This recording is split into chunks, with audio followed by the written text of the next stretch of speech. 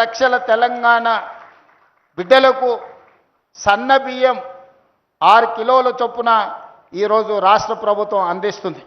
మా అక్కలు ఇక్కడ ఉన్నారు, అందరు సన్న బియ్యం తెచ్చుకుంటున్నారు కదా, అదే సన్న బియ్యం వండుకుంటున్నాం కదా మనం, అదే మన సంటి పిల్లలకు తినిపిస్తున్నాం కదా. మరి ఒకప్పుడు దొడ్డు బియ్యం వస్తే బర్లకు దానా పెట్టే పరిస్థితి ఉండే గ్రామాలలో, మరి ఇక్కడైతే నాకు తెలియదు హైదరాబాద్లో, కానీ గ్రామాలలో ఆ పరిస్థితి ఉండే. అందుకే ఈరోజు రేషన్ కార్డు కావచ్చు, సన్న బియ్యం కావచ్చు, ఇందిరమ్మ ఇల్లు కావచ్చు, తొందరలోనే హైదరాబాద్ నగరంలో కూడా 1,00,000 ఇందిరమ్మ ఇల్లు కట్టి పేదలకు అందించే కార్యక్రమాన్ని ఈనాడు చేపట్టబోతున్నాం. ఇప్పటి వరకు 4.5 లక్షల ఇండ్లు గ్రామీణ ప్రాంతాలలో కట్టినాం. మరి పట్టణ ప్రాంతాలలో భూమి ధర బంగారానికంటే పిరమైపోయి వజ్రాల ధర వలుకుతుంది. ఇవాళ భూమి, ఇవాళ పేదోళ్ళు ఒక గజం ఏదైనా భూమి తీసుకుందామంటే జీవితకాలం కష్టపడ్డా కొనలేని పరిస్థితి ఉంది.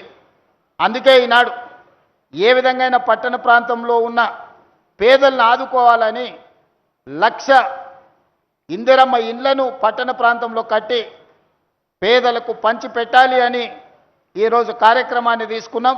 గృహ నిర్మాణ శాఖ మంత్రి నిరంతరం ఆ కార్యక్రమాలను పర్యవేక్షిస్తున్నాడు.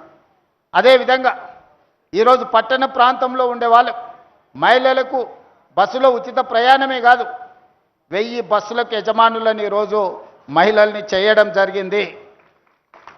1000 మెగావాట్ల సోలార్ విద్యుత్ ఉత్పత్తి కేంద్రాలను ఇవాళ మహిళలకు ఇచ్చినాం. హైటెక్ సిటీ శిల్పారామం అంటే శ్రీమంతులే ఉండే ప్రాంతం, పెద్ద పెద్ద కంపెనీలు ఉండే ప్రాంతం అని ఇప్పటివరకు మనం అనుకున్నాం.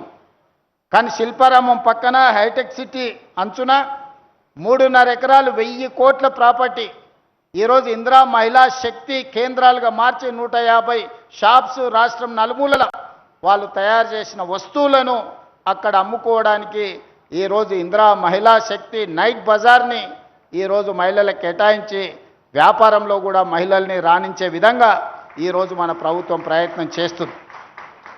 నా లక్ష్యం ఒక్కటే, 2034 సంవత్సరం లోపల 1 కోటి మంది ఆడబిడ్డల్ని కోటీశ్వరులను చేసే వరకు విశ్రమించేది లేదు.